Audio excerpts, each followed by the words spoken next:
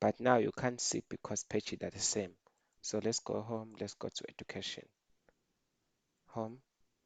So let's go to education, and education, I will change the code to say my education, and I will change the picture and put education.jpg so that these pages won't be the same.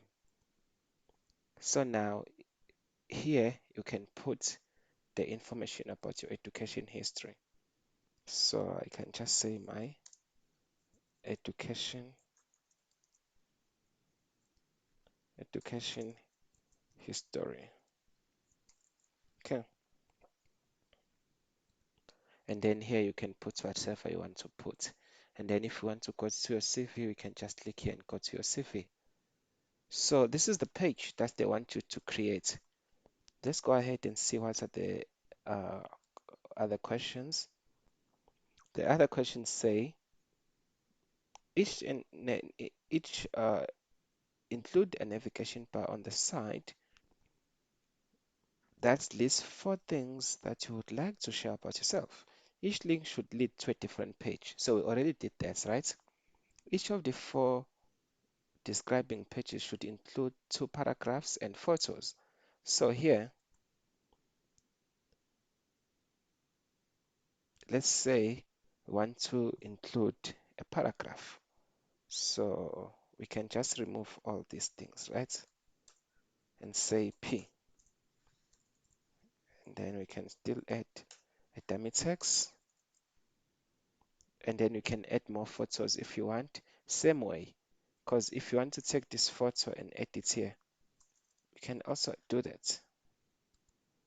So let's see what we have. This is our education page looks like. So you see now this is the real website. You can go home, you can go to education.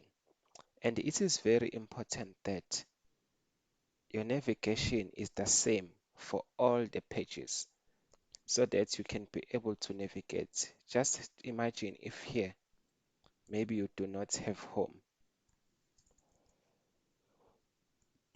So you will see now that when you're in this page, you do not have the home, so you don't know how to go home. You can go to your CV, but you cannot go. Okay, there's something wrong already here. This one must go to education.html, not home. This is why I can't say my point. You can go to education, but you cannot go home because this is the same page. But here you can go home, you see? So this is why it is very important that you have the same navigation across all your pages. Okay, and then navigation tab needs to include a link to your resume. We already did that. The web page must have the external CSS document, and the CSS document must have the HTML tag, ID, and the class selector. So we already did that. All the classes start with a dot, and in the HTML they start with the class. For instance, here, see this is a class, and here it starts with the dot. ID code starts with the hash, and here it's have the selector called ID.